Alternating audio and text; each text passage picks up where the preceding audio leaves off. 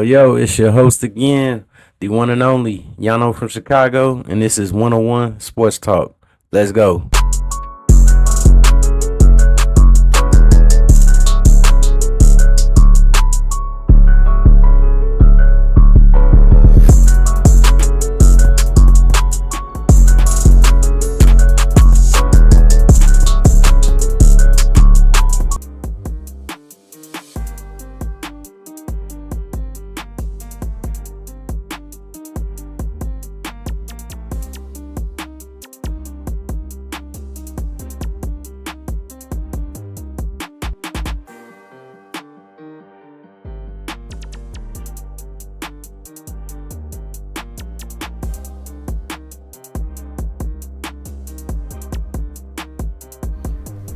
Alright guys, thank y'all for tuning in. You already hit that thumbnail. If you haven't already, go ahead and hit that subscribe button down below. As you know, we talking about Cooper Flagg. He recently came out and said in The Athletic in their interview and said that he's contemplating going back to Duke next season, or returning for his sophomore season. A lot of people have said things about it. Let's just say that. One I want to bring up in particular is Jason Whitlock. He made a good point, which I was under the same thinking. Is that it will be great for the game of basketball because the NBA is dying.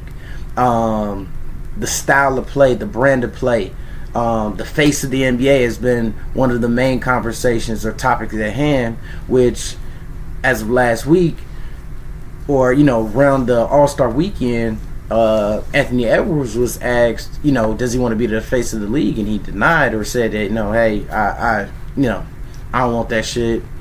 That's his words, not mine. He was like, he don't want to do it. LeBron even backs him and says, I would understand why guys in this generation or era would not want to be the face of the league. This is LeBron James, one of the GOATs, coming out and backing these younger guys, saying, things of this nature, saying that, hey, I don't want to be the face of the league. In an interview or on a TV show, I won't say it was an interview, Channing Frye, former NBA player, came out and said that, why would any player coming up want to be the face of the league? He goes on to use some other words. I'll put a clip in there and drop it here in the video. But he goes on to say a few things on his opinion. LeBron also backs that on the reasoning behind his statement, on saying, hey, Giannis is one of the great. A lot of the guys on some of these platforms that are supposed to be working for the NBA and bringing fans together to support these athletes, they don't do that. They get some of these athletes and they criticize them and tear them down. But as we all know, that's a part of sports. That's why we all here. That's why we all love it. That's why you clicked on this, because we love it. We can't get enough of it in some sort, shape, form, or fashion. But without further ado, we're going to go ahead and play the video for Jason Whitlock on what he said about Cooper Flagg. Let's pause it before I click the video, and I'll tell you my opinion.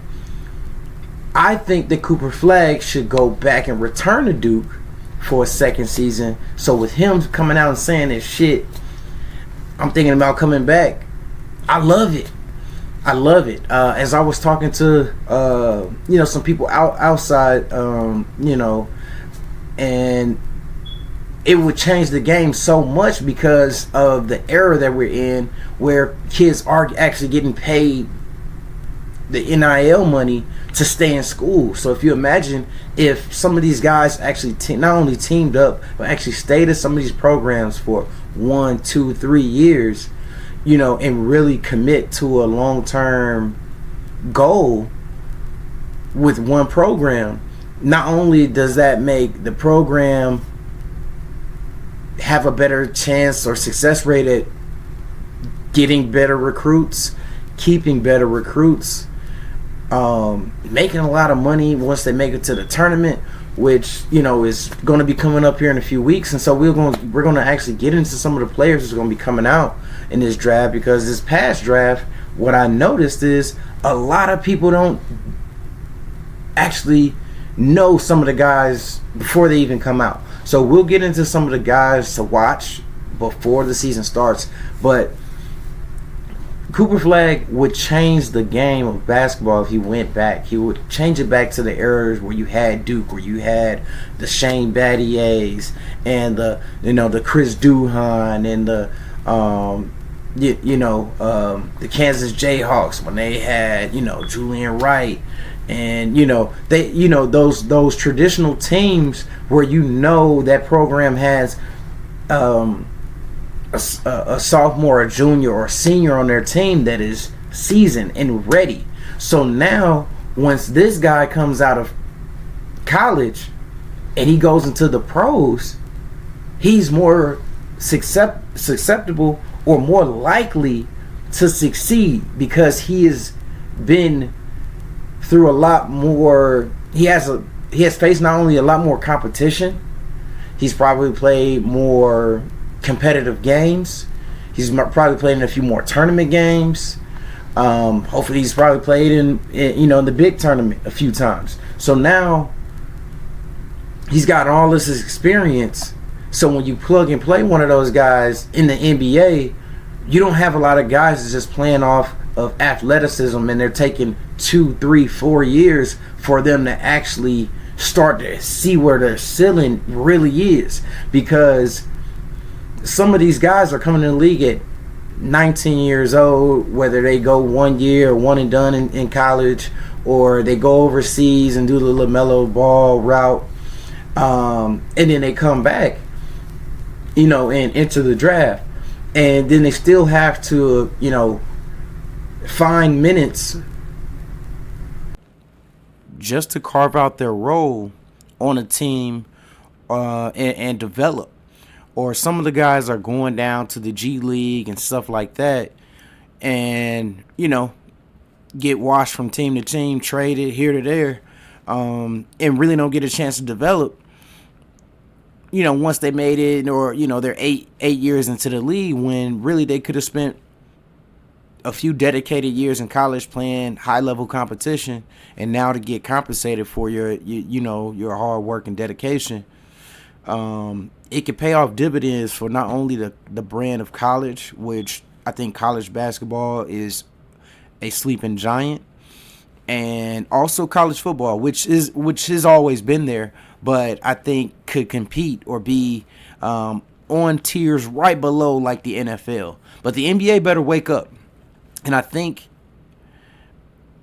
having someone like Cooper Flagg or Ace Bailey or Dylan Harper, like, you get those two to go back, and you get, see what the next recruiting class looks like. But once one domino falls and a new trend begins, where they have teams where you have guys actually teaming up and committing, like back when you had Michigan with the Fab Five and stuff like that, where it was a brotherhood, a bond. We're gonna do this. We're gonna stick in and lock in, and we're gonna bring home as many national championships as we can, and build a brand, so that when we go to the NBA, we already have defined roles, or know how to be role players, or maximize our potential in being a role player, potentially, if that makes sense. Because everybody's not going to be a superstar. But in the case of Cooper Flagg, you have teams that have been tanking, or let's say racking up losses. Tanking is a word that people are, is frowned upon. But, if you look at Cooper Flagg, he's been balling all season. He leads his team in every statistical category. So I can see why teams would want him to come out. But let's hear from Jason Whitlock. Like I said, he's in the mindset like I am, whereas the NBA should be begging him to go back. The actual solution for the NBA, because you're not going to fix NBA All-Star Weekend until you fix the fundamental domestic issues and problems with the NBA.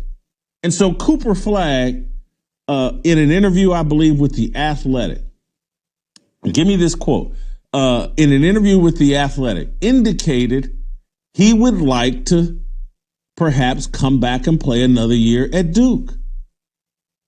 And very just succinct statement, he said, SHIT, I want to come back next year. Bill Simmons and everybody involved that loves and cares about the NBA need to be begging Cooper Flagg, return to Duke. Establish. The NBA needs to be begging Cooper Flagg, return to Duke. We don't need a one and done heading into the NBA. We need our version of Caitlin Clark. We need our version of Caitlin Clark, a person that establishes a huge, gigantic brand in college basketball and then joins us. But here's the number one thing that is. So there you have it, guys. Jason Whitlock gives his opinion on Cooper Flagg, and he says that if Cooper Flagg returned back to college, he think that it could have a Caitlin Clark type of impact on the NBA, get it rejuvenated, revitalize it. And I totally agree, 1,000%. I actually had a conversation literally the day before this show came out. And it had the same conversation. I was like, man, if I'm Cooper Flagg and you look at the teams that maybe, won or, land the lottery and win number one, you got, like Utah, New Orleans, some bottom team. And you got to ask yourself, hey, are you having more fun here at, at Durham? Playing, in front of thousands of crazy fans, the Blue Devil fans going crazy and getting paid and loving it and, learning and refining your game all in one time, perfecting your craft. You don't think, that probably excites them to feel like, hey, I'm the man, I'm big man on campus. And, they only got, 2-3 losses on the whole entire season. Why not? Why not run it back? Why not win the Natty this year? Come back again, retool with some more players and go after a second or a third crack at, winning the national championship. But bringing in that type of momentum into the NBA could be a shot in the arm that the NBA desperately needs. So I'm with them. If I'm Adam Silver, I'm telling Cooper Flagg, man, hey, whatever we got to do to keep you to go back, let's do it. Let's figure it out. The endorsement deals are going to come. So the money isn't the thing. So I feel like, if you have Cooper Flagg go back, you got players like Ace Bailey and AJ DiMaggio, coming out next year. Dylan Harper and VJ Edgecombe, and you got all these players. Derek Queen. And Duke already has a good team now. They got 3 players that's probably gonna go, high in the lottery. So why not run it back? But I would like to hear what you guys would think and what's your opinion. If you were Cooper Flagg, or if you was close to him, and you had an opinion to give him, what would you tell him? What would you share with him? Would you think he should come out and just do a one and done, or do you think he should go back to school and really, think about changing the game? All right. Hey, man, as always, it is your wonderful host, Yano from Chicago. Thank you all for the support and following and liking the content, sharing it. I appreciate each and every one of you guys. And as always, 2 fingers. Peace.